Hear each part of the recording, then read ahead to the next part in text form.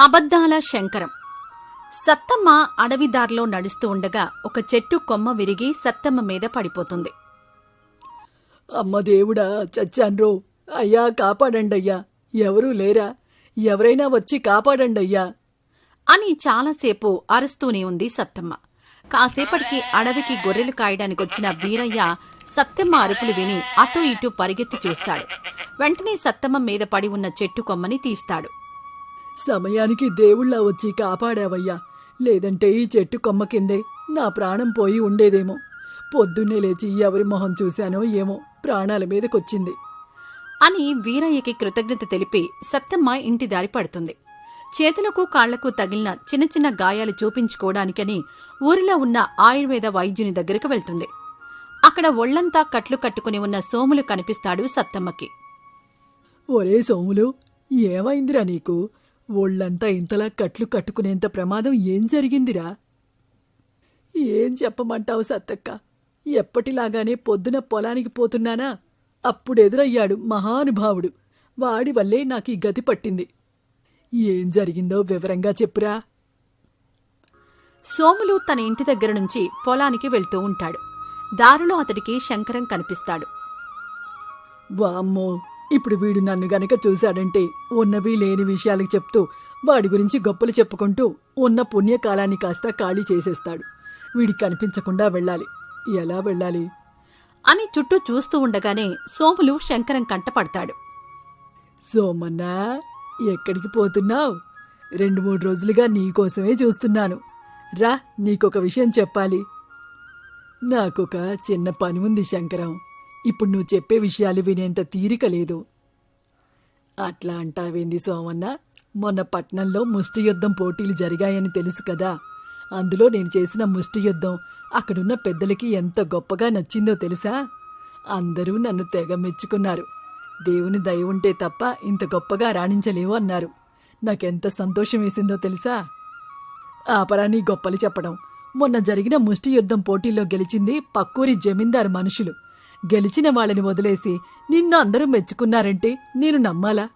నిజమన్నా, నీ మీద ఒట్టు అని సోములు తలపై ఒట్టివేస్తాడు శంకరం. చెయ్యి తీరా అబద్ధాలు కోరు. అబద్ధాలు చెప్పడమే కాకుండా వాటిని నమ్మించడానికి ఒట్లు వేయడం మొదలుపెట్టావా? అది కూడా నా మీద ఒట్టు వేస్తే నా ప్రాణం పోయినా నీకు లెక్కలేదన్నట్టే కదా అని శంకరం మీద అరిచేసి చకచకా కొంత దూరం నడుచుకుంటూ వెళ్ళిపోతాడు. పొలం దగ్గర పనిచేసుకుంటూ ఉండగా మదమెక్కిన ఒక ఆంబోతు నేరుగా వచ్చి సోములిని కుమ్మేస్తుంది. దాంతో చాలా దూరంలో పడిపోయిన సోములికి ఒళ్లంతా గాయాలవుతాయి. అంటే నాకిప్పుడు అర్థమైందిరా. ఆ శంకరం ఉదయం నేను పక్కూరికి పనిమీద వెళ్తుండగా ఏదో విషయం చెప్తూ నా మీద ఒట్టు వేశాడు. అంతే, సావు నుంచి తప్పించుకొని ఇదిగో ఇలా నీలాగే ఆస్పత్రి బాట పట్టవలసి వచ్చింది. ఈ విషయం ఊరికే వదిలిపెట్టేది కాదక్కా. ఎలాగైనా ఈ విషయం గురించి, శంకరం గురించి నలుగురికి తెలిసేలా చెయ్యాలి. లేదంటే ఇలాగే అందరి మీద ఒట్లు పెట్టి ప్రాణాల మీదకు తీసుకునొచ్చే అవకాశం లేకపోలేదు అని అంటాడు సోములు. సత్తమ్మ తన గాయాలకు పసరమందు రాయించుకుని ఇంటికి వెళ్తుండగా సమ్మక్క కనిపిస్తుంది. ఏమైంది అని అడగ్గా జరిగిన విషయమంతా చెప్తుంది సత్తమ్మ. అవును, నిజమే సత్తమ్మ. నాక్కూడా 1 వారం రోజుల క్రితం ఇట్టానే జరిగింది. శంకరం నా మీద ఒట్టేశాడు. సాయంత్రం వేడినీళ్ల కోసం పొయ్యి దగ్గర మంట పెడుతుంటే మంట ఇంతెత్తున లేచి నా చీర కొంగు అంటుకుంది. సమయానికి మా ఆయన చూసి నీళ్లు గుమ్మరించాడు కాబట్టి సరిపోయింది. లేదంటే ఈ పాటికి నా ఆయుష్ ఏ గాల్లో కలిసిపోయి ఉండేది. ఈ విషయం ఎలా వదిలేయడం మనకి మన ఊరికి మంచిది కాదు. ఇప్పుడు ఈ విషయం రాజుగారి వరకు తీసుకుని వెళ్ళాలి. అవును సత్తమ్మ, మళ్ళాంటి ఒట్టు బాధితులు ఎవరైనా ఉన్నారా అని ఊరిలో కనుక్కొని అందరం కలిసి రాజుగారి దగ్గరికి వెళ్దాం అని అంటుంది సమ్మక్క. అవును, నిజమే సత్తమ్మ. నాక్కూడా 1 వారం రోజుల క్రితం ఇట్టానే జరిగింది. శంకరం నా మీద ఒట్టేశాడు. సాయంత్రం వేడినీళ్ల కోసం పొయ్యి దగ్గర మంట పెడుతుంటే మంట ఇంతెత్తున లేచి నా చీర కొంగు అంటుకుంది. సమయానికి మా ఆయన చూసి నీళ్లు గుమ్మరించాడు కాబట్టి సరిపోయింది. లేదంటే ఈ పాటికి నా ఆయుష్ ఏ గాల్లో కలిసిపోయి ఉండేది. ఈ విషయం ఎలా వదిలేయడం మనకి మన ఊరికి మంచిది కాదు. ఇప్పుడు ఈ విషయం రాజుగారి వరకు తీసుకుని వెళ్ళాలి. అవును సత్తమ్మ, మళ్ళాంటి ఒట్టు బాధితులు ఎవరైనా ఉన్నారా అని ఊరిలో కనుక్కొని అందరం కలిసి రాజుగారి దగ్గరికి వెళ్దాం అని అంటుంది సమ్మక్క. తరువాత వాళ్ళిద్దరూ కలిసి ఊరిలో చాలా మందితో కలిసి రాజు దగ్గరికి వెళ్తారు. జరిగిన విషయం అంతా రాజుకి వివరిస్తారు. అవునా, ఇంతటి దారుణానికి ఒడిగట్టిన ఆ దుర్మార్గుణ్ణి తీసుకుని రమ్మని భటులకు చెప్పండి మంత్రి అని మంత్రిని ఆదేశిస్తాడు. అరగంటలో శంకరం రాజు ముందు ప్రవేశపెట్టబడతాడు. అయ్యా, నేను చేసిన తప్పేంటో నాకు అర్థం కావడం లేదు. నన్ను ఇక్కడ ప్రవేశపెట్టడానికి కారణమేంటో తెలుసుకోవచ్చా? నువ్వు ఊరి ప్రజల మీద ఒట్లు వేసి వాళ్ల ప్రాణాలకి ముప్పు కలిగిస్తున్నావని తెలిసింది. అందుకే నిన్నిక్కడికి పిలిపించాను. ఇంతమంది ప్రజల ప్రాణాలకు హాని కలిగిస్తున్న నిన్ను ఒక హంతకుళ్లా భావించి వెంటనే ఉరి తీయించాలని నిర్ణయించుకున్నాను. మహామంత్రి, ఈ నేరకారకుణ్ణి శిక్షించే ఏర్పాట్లు చేయండి. ఏంటి మంత్రి, మీ మొహంలో ఏదో సంకోచం కనిపిస్తోంది? ఈ తీర్పు మీద మీరేమైనా వేరే విషయంగా ఆలోచిస్తున్నారా? రాజా, ఇతగాణ్ణి ఉరితీయాలని అనుకోవడం రాజుగా మీ ఆజ్ఞ. రాజు నిర్ణయాన్ని మార్చే అధికారం కాని ధిక్కరించే హక్కు కాని నాకు లేదు. కాని అతగాణ్ణి నేరకారకుడు అని అనడమే తప్పుగా అనిపిస్తుంది. ఇంతమంది మీద ఒట్టు వేసి వాళ్ల ప్రాణాలకి హాని చేయదలిచాడని ప్రజలు చెప్తున్నది మీరు ఆలకించడం లేదా మంత్రి? కొద్ది రోజుల క్రితం ఊరందరూ శ్మశానంలో దయ్యం తిరుగుతుంది అని ప్రాణాలు అరచేతుల్లో పెట్టుకుని మీ దగ్గరకొచ్చారు. అప్పుడు మీరు దయ్యం రహస్యం ఛేదించటానికి మీరొంటరిగా అర్ధరాత్రి శ్మశానంలోకి వెళ్లి ప్రజలందరినీ దయ్యమని చెప్పి భయపెట్టి ఇళ్లలో దొంగతనం చేస్తున్న గజదొంగ గంగులని పట్టుకున్నారు కదా. ఆ రోజు మీ ధైర్యం చూశాను. కాని దయ్యమని అందరూ భయపడుతున్న మీరు అంత ధైర్యంగా వెళ్లడానికి కారణమేంటో తెలుసుకోవచ్చా రాజా? అసందర్భమే అయినా అడిగారు కాబట్టి చెప్తాను. దయ్యమనేది ఒక మూఢనమ్మకం అని నమ్మాను కాబట్టి అంత సాహసానికి ఒడిగట్టాను. అంతలా భయపడే దయ్యమే మూఢనమ్మకమని మీరు కొట్టి పడేసినప్పుడు ఈ ఒట్టు మూఢనమ్మకమని ఆలోచించకుండా అతన్ని ఉరితీయాలని మీరెలా భావించారు అనేది నాకింతవరకు అంతుపట్టడం లేదు. అందుకే బహుశా మీకు నా మొహంలో సందేహం కనిపించి ఉండొచ్చు. అర్థమైంది మహామంత్రి. కాని ఇలా అబద్ధాలు చెప్తూ బ్రతుకుతున్న ఇతడికి మనం ఎలాంటి శిక్ష వెయ్యాలి? మంత్రి శంకరాన్ని పక్కకు తీసుకుని వెళ్లి, చూడు శంకరం, ఎంతటివాడైనా అబద్ధం చెప్పడానికి కారణం ఒక్కటే. అవతలి వ్యక్తి ముందు తనని తాను గొప్పగా చూపించుకోవాలి అనుకోవడం. నీ పరిస్థితి, స్థితిగతులు అందరికీ తెలిసినవే. ఇంకా నువ్వు గొప్పలు చెప్పుకోవడం వల్ల నలుగురిలో నవ్వుల పాలవడమే తప్ప నీకేదైనా ఉపయోగం ఉందా చెప్పు? ఏ ప్రజలైతే నీ మీద నిందలు వేస్తూ నిన్నిక్కడికి తీసుకొనొచ్చారో ఆ ప్రజలే నువ్వు మారిపోయావని చెప్పిన రోజు ఇదే ఆస్థానంలో నేను నీకు కొలువిప్పించి నలుగురిలో నువ్వు కోరుకున్న మర్యాద వచ్చేలా చేస్తాను అని మాటిస్తున్నాను అని అనగానే శంకరానికి తాను చేస్తున్న తప్పు అర్థమవుతుంది. వెంటనే సంతోషంగా మంత్రికి కృతజ్ఞతలు చెప్తాడు. నేరుగా రాజు దగ్గరికి వెళ్లి, అయ్యా రాజా, తెలుసో తెలియకో నేను తప్పులు చేశాను. ఇక నుంచి అలాంటి తప్పు మళ్లీ జరగకుండా చూసుకుంటాను. కొద్ది రోజుల్లోనే మీరు నాలో వచ్చిన మార్పుని చూస్తారు. మంత్రితో మాట్లాడిన ఈ కొంత సమయంలోనే నీలో ఇంత మార్పా? నమ్మశక్యంగా లేదే. రాజా, నిజంగానే నేను మారిపోయాను. ఇకపై ఎప్పుడూ తప్పుగా ప్రవర్తించను. మీమీద ఒట్టు అని రాజు తలపై ఒట్టు వేసి తన ఊరికి వెళ్లిపోతాడు శంకరం. ఆశ్చర్యంగా ఉందే. శంకరం ఒట్టు వేసిన రాజుకు మాత్రం ఏమీ అవ్వలేదు. దానికి కారణం శంకరం నిజంగానే మారిపోయాడా? లేక ఇన్ని రోజులు వేసిన ఒట్టుకి ఊరివాళ్లు ఎదుర్కొన్న పరిస్థితులు పూర్తిగా యాదృచ్ఛికాలా? లేదా ఒట్టు అనేది నిజంగానే ఒక మూఢనమ్మకమా? మీరేమనుకుంటున్నారో మాకు తెలియజేయండి. ఇంతకీ నా తీర్పు మీకెలా అనిపించింది?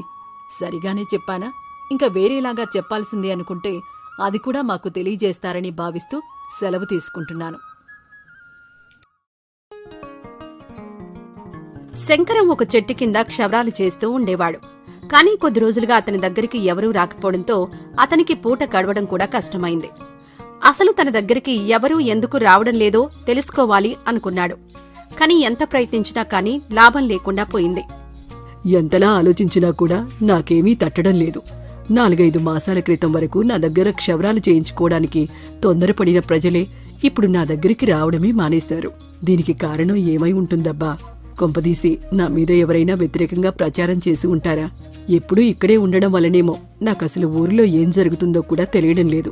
కొద్ది మాసాల క్రితం వరకు అంటే నా దగ్గర క్షవరం చేయించుకోవడానికి వచ్చిన వాళ్ల నోట ఊరు విషయాలు తెలుస్తుండేవి. ఇప్పుడు అలా జరగడం లేదు కదా. నేనే అలా ఊరిలోకి వెళ్లి వస్తాను అని అనుకుని శంకరం ఊర్లోకి వెళ్తూ ఉంటాడు. అలా కాస్త దూరం వెళ్లిన తర్వాత పాకశాల నుంచి అందమైన సువాసనలు వస్తూ ఉంటాయి. అబ్బా, ఎంత గొప్ప వాసనలొస్తున్నాయి. ఒకసారి ఇంటూ కనుక్కుంటే పోయేదేముంది అనుకుని ఆ పాకశాలలోకి వెళ్తాడు. ఏయ్, నువ్విక్కడికెందుకు వస్తున్నావు? ఇది రాజుగారు తన స్నేహితులొస్తున్నారని ప్రత్యేకంగా చేయిస్తున్న వంటలు. నువ్విక్కడికి రాకూడదు. సరే అన్నా, రాకూడదని నాకు తెలియకొచ్చాను. కాస్త నిదానంగా మర్యాదగా చెప్పొచ్చు కదా. ఇలా కోపంగా చిరాగ్గా చెప్పాలా? నీకేంట్రా నిదానంగా మర్యాదగా చెప్పేది? నడివిక్కడ్నుంచి అని శంకరాన్ని గెంటేస్తాడు వంటవాడు. దాంతో శంకరం మొహం చిన్నబుచ్చుకొని వెళ్లిపోతాడు అక్కడ్నుంచి. అలా ఊర్లో ఇంకాస్త దూరం నడవగానే కొత్తగా క్షవరం చేయడం మొదలుపెట్టిన కేశవులు కనిపిస్తాడు. శంకరం అతని దగ్గరికి వెళ్లి, ఏమయ్యా కేశవులు, ఎలా నడుస్తోంది వ్యాపారం? అంతా సబబేనా? నిన్నే నమ్ముకొని పనిచేస్తున్నాను. బాగానే నడుస్తోంది. నన్ను నమ్ముకున్నావా? ఇదేంటయ్యా అలా అన్నావు? కొద్ది రోజుల క్రితం వరకు బాగానే నడిచిన నా వ్యాపారం ఇప్పుడు దివాళా తీసేలా కనిపిస్తోంది. సరే సరే, నేను మళ్ళీ వస్తాలే అని చెప్పి వెళ్లబోతుంటే పక్కనే ఉన్న వ్యక్తి కేశవులతో మాట్లాడుతూ, యావయ్యా, ఇతను శంకరవే కదా? పని వదిలేసి ఇలా ఊరి మీద పడ్డాడేంటి? అసలేంటంటే ఇన్ని రోజులు నాలాంటి మంచి పనివాడు ఎవరూ అతనికి పోటీగా రాకపోయేసరికి అతను చేసిందే గొప్ప అనుకునేవారు ఊరి ప్రజలు. కాని ఇప్పుడు నా పనితనం చూసి అతని దగ్గరికి వెళ్లడం మానేశారన్నమాట. అయినా పని రాని వాళ్లందరూ పని చేస్తామంటే ఇలానే ఉంటుంది మరి. కేశవులు అలా మాట్లాడడం విన్న శంకరానికి అసలు విషయం అర్థమవుతుంది. వీడు నన్ను నమ్ముకొని పనిచేస్తున్నాను అంటే ఇదా అర్థం? నా గురించి తప్పుగా అందరికీ చెప్పి నా దగ్గరకు రావలసిన వాళ్ళని వాడి దగ్గరకొచ్చేలా చేస్తున్నాడన్నమాట. వీడికి ఏదో రకంగా బుద్ధి చెప్పాలి. ఎలా చెప్పాలబ్బా అని ఆలోచిస్తూ తన చోటుకు వెళ్లిపోయి ఆలోచనలో పడిపోతాడు శంకరం. శంకరం అలా ఆలోచిస్తూ ఉండగా కాసేపటికి వంటవాడు అక్కడికొచ్చి, ఏయ్ శంకరం, ఇప్పుడు నువ్వు ఖాళీగానే ఉన్నావా? 4-5 మాసాల నుంచి ఖాళీగానే ఉన్నాను. ఏంటి పనా? ఆ పనే, రాజుగారు స్నేహితులొస్తున్నారంట. రాజుగారు అందంగా కనిపించడం కోసం క్షవరం చేయించుకోవడానికి మంగళవాణ్ణి తీసుకురమ్మన్నారు. ఊర్లో మీరిద్దరున్నారు కదా. ఆ కేశవుని దగ్గర చూస్తే జనాల సమూహం కనిపించింది. అందుకే నీ దగ్గరకొచ్చాను. నువ్వు వెంటనే వస్తావా లేదా? ఉన్నపళంగా అంటే ఈ సామాన్లన్నీ సర్దుకొని కాలినడకన రాజుగారి అంతఃపురానికి చేరుకునేసరికి ఎంత లేదన్నా గంట పడుతుంది మరి. సరే సరే, నేను రాజుగారిని కనుక్కొని వస్తాను అని చెప్పి వెళ్లిపోతాడు ఆ వంటవాడు. కాసేపటికి రాజే స్వయంగా శంకరం దగ్గరికొస్తాడు. ఇదిగో శంకరం, నువ్వేం చేస్తావో నాకు తెలీదు. కానీ 10 నిమిషాల్లో క్షవరం పూర్తవ్వాలి. పూర్తయ్యాక నీ పనితనం బాగోలేదంటే నీకు జైలు శిక్ష వేయించగలను. నీ పని నచ్చితే నువ్వెప్పుడూ చూడలేని బహుమతులిస్తాను. అలాగే రాజుగారు, వచ్చి ఇలా కూర్చోండి అని క్షవరం చేయడం మొదలు పెడతాడు శంకరం. రాజుగారు, మీరేమీ అనుకోనంటే ఒక ప్రశ్న అడగొచ్చా? అడుగు. మీ ఆస్థానంలో మీకు ప్రత్యేకంగా క్షవరం చేసేవారుంటారు కదా. మీరిలా ఊర్లోకి రావడం ఆశ్చర్యంగా ఉంది. ఆస్థాన మంగలికి ఒంట్లో బాగోలేదు. దేశ విదేశాల నుంచి నా స్నేహితులొచ్చే వేళయింది. అందుకే ఇలా రావలసి వచ్చింది. ఇదంతా విధి లిఖితం కాబోలు. అవును, ఖచ్చితంగా విధే. నా వ్యాపారాన్ని మళ్లీ పునరుద్ధరించుకునే అవకాశం వచ్చింది. ఈ సదవకాశాన్ని ఎలాగైనా వినియోగించుకోవాలి అనుకుంటాడు మనసులో. రాజుకి క్షవరం చేస్తూనే సగం చేశాక ఆగిపోయి, రాజుగారు, ఇదిగో ఈ కత్తెర పనిచేసి చేసి అలసిపోయిందంట. కాస్త విశ్రాంతి కావాలని కోరుకుంటోంది. 2 నిమిషాలు ఇలాగే ఉండండి అని అక్కడ్నుంచి బయటకు వెళ్తాడు. అప్పుడే అటుగా వెళ్తున్న సూరయ్య కనిపిస్తాడు. ఒరే సూరయ్య, నువ్వెప్పుడైనా రాజుగారిని కలిశావట్రా? లేదురా, కలిసే అవకాశం ఇప్పటివరకైతే రాలేదు. ఈ జన్మకి ఆ ప్రాప్తం ఉందో లేదో మరి. అయినా ఇప్పుడు ఆ విషయం ఎందుకు అడిగావురా? ఇలారా, రాజుగారిని కలిసే అవకాశం ఇస్తాను అని సూరయ్యని తీసుకుని వెళ్లి రహస్యంగా రాజుని చూపిస్తాడు శంకరం. చూసావట్రా, రాజుగారు ఎప్పుడూ నా దగ్గరే క్షవరం చేయించుకుంటారు. అలా ఉంటుంది మరి మన పనితనం. సరే సరే, ఏదో పని మీద వెళ్తున్నట్టున్నావు, వెళ్ళు అని సూరయ్యని పంపించేసి తిరిగి రాజు దగ్గరికి వెళ్తాడు శంకరం. ఏమా ఆలస్యం? మాకు పని ఉందని చెప్పాం కదా, త్వరగా కానివ్వు. అలాగే రాజుగారు అంటూ మళ్లీ పని మొదలు పెడతాడు శంకరం. రాజుగారు, మళ్ళీ ఒక మాట అడుగుతాను, సమాధానం చెప్తారా? అడుగు. దేశ విదేశాల నుంచి స్నేహితులొస్తున్నారని చెప్పారు కదా. వాళ్ల కోసం కనీసం ఒక 10 రకాల వంటలు వండించి ఉంటారు కదా. 10 రకాల? మేం రోజూ తినే ఆహారంలోనే 15 రకాలు తింటాం. నా స్నేహితుల కోసం 50 రకాల వంటలు వండించాను. అవునవునులే, రాజుగారు తలుచుకుంటే వంటలకి కరువా? అన్నట్టు ఆ వంటలు బాగున్నాయో లేదో మీరు చూశారా? అతిథులకు పెట్టకుండా ముందు మేము తినుటయ్యా, తప్పు కదా? అవునవును, తప్పే కాని వంటలు రుచిగా ఉన్నాయో లేదో కూడా చూడాలి కదా. ఏ కొంచెం తేడా వచ్చినా మీ స్నేహితుల ముందు మీ పరువు మర్యాదలు ఏమైపోతాయి చెప్పండి. మీరెప్పుడూ వేరే వారి ముందు తగ్గేలా ఉండకూడదు అని మర్యాదతో చెప్తున్నాను. తప్పుంటే క్షమించండి. లేదు శంకరం, నువ్వు చెప్పిన తర్వాత ఆలోచిస్తే నిజమే అనిపిస్తోంది. కానీ అతిథులకు పెట్టకుండా రుచి చూడడం ఎలా అని ఆలోచిస్తున్నాను. రాజుగారు, అతిథులకు పెట్టకుండా మీరు తింటే అమర్యాద, కాని అతిథులకు పెట్టి రుచి చూపిస్తే అమర్యాద కాదు కదా. అర్థమయ్యేలా చెప్పు. అంటే మీరు తింటే తప్పు కాని ఇంకో అతిథికి అంటే నాలాంటి వాడికి పెడితే మీరు తిన్నట్టు కాదు కదా. అతిథికి పెట్టినట్టే కదా. దాంతో మీకు రుచి ఎలా ఉందో తెలిసిపోతుంది. అలాగే మీ స్నేహితుల ముందు పరువు పోకుండానూ ఉంటుంది కదా అనేది నా ఆలోచన. బాగు ఆలోచన. నీలాంటి వాళ్ళెందుకు? నువ్వే తిని రుచి గురించి చెప్పు. దానికంటే ముందు నీ పని తొందరగా కానివ్వు అని అంటాడు రాజు. శంకరం చకచకా క్షవరం పూర్తి చేయగానే రాజు తనతో పాటు శంకరాన్ని తీసుకుని వంటగదికి వెళ్తాడు. రాజు శంకరాన్ని తీసుకుని వెళ్తుండగా చూసిన ఊరి ప్రజలందరూ ఎవరికీ తెలియకుండా వాళ్ల వెనకే వెళ్తూ ఉంటారు. రాజు శంకరానికి అన్ని రకాల వంటలు వచ్చేలా వడ్డించటం, వాటి రుచి గురించి కనుక్కోవడం చూసి ఊరి ప్రజలందరూ రాజుగారికి శంకరానికి చాలా మంచి స్నేహం ఉందని అనుకుంటారు. శంకరం చాలా రోజుల తర్వాత కడుపు నిండా భోజనం చేస్తాడు. వంటల రుచి గురించి రాజుగారికి చెప్పి అక్కడ్నుంచి తిరిగి తన ఇంటికొచ్చేస్తాడు. ఏమయ్యా శంకరం, నీకు రాజుగారికి అంత సాన్నిహిత్యం ఉందని ఎప్పుడూ చెప్పనేలేదు. రాజుగారు క్షవరం పేరుతో నీతో మాట్లాడ్డానికి రావడమేంటి? ఆయనకు ఆస్థానంలో క్షవరం చేసేవాళ్లు కరువా? నీ దగ్గరికే స్వయంగా వచ్చారంటే ఆయనకు నీ మీద ఉన్న అభిమానం అర్థం కావడం లేదా మాకు?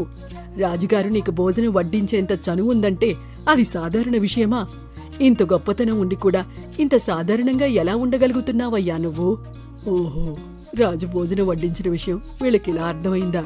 సరే, అది కూడా మన మంచికే అన్నమాట అని తన మనసులో అనుకుని బయటకు మాత్రం, మనకి జరిగే విషయం అందరికీ చెప్పలేం కదా.